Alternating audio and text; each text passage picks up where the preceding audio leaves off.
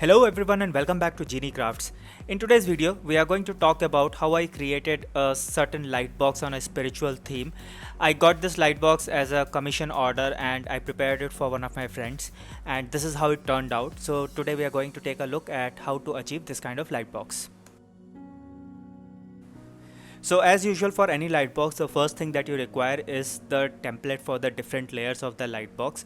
So I created this particular template out of a single image that I took off from the internet, and I prepared the different layers out of that image using the method number 3 that I have already posted on my channel. So you can click the card at the top to directly go to that video.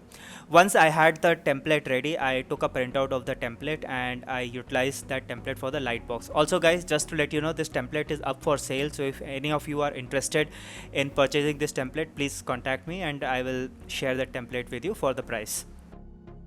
So as a first step, I need to cut out all the layers. On each layer I have clearly marked on my template whether you need to cut out the shaded areas or you need to cut out the white areas, so you cut out accordingly. The blade that I'm using for paper cutting is OLFA paper cutting knife with a shorter blade. The reason I'm using this blade is because for the layers I'm utilizing a 300 GSM thick watercolor paper, and on top of that I have a 70 GSM thick template layer. So essentially I'm cutting through almost 370 GSM thickness of paper, and for that I need better control and hence a blade with shorter length, that is the OLFA paper cutting knife.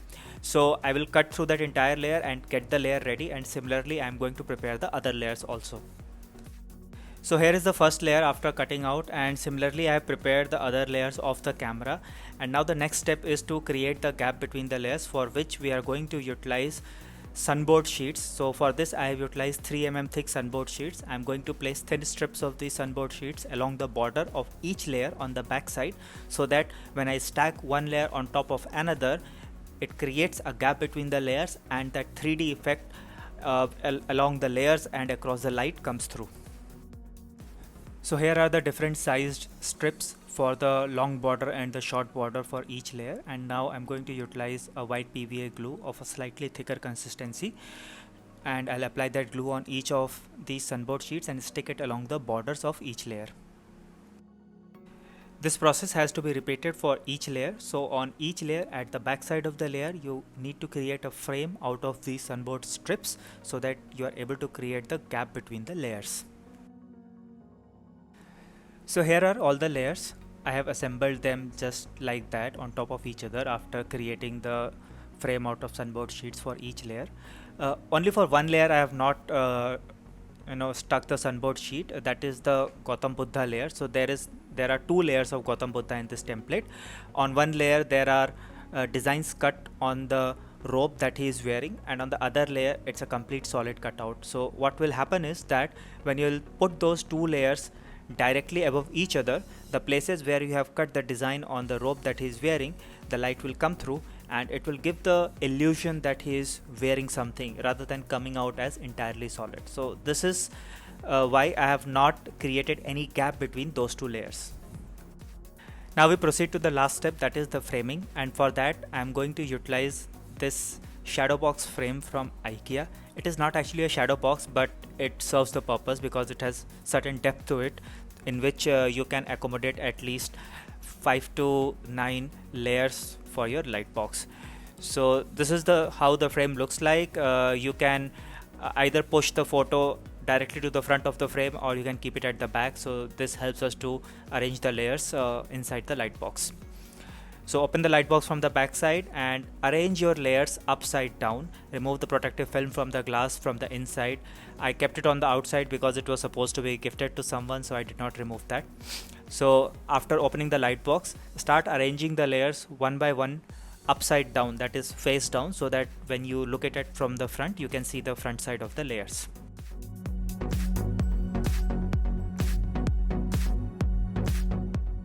Once the layers were assembled, there was a certain gap that was left between the layers and the back closure of the frame, and that gap is required because you are going to put a light setup on the back closure of the photo frame, and you don't need paper to be too close to the light in case it heats up or damages the paper or the layers that you have created. So certain gap is always good, but to keep those layers away from the back closure of the photo frame, I installed another frame created out of 5 mm thick sunboard sheet, a very tight frame, so that the layers were kept in place.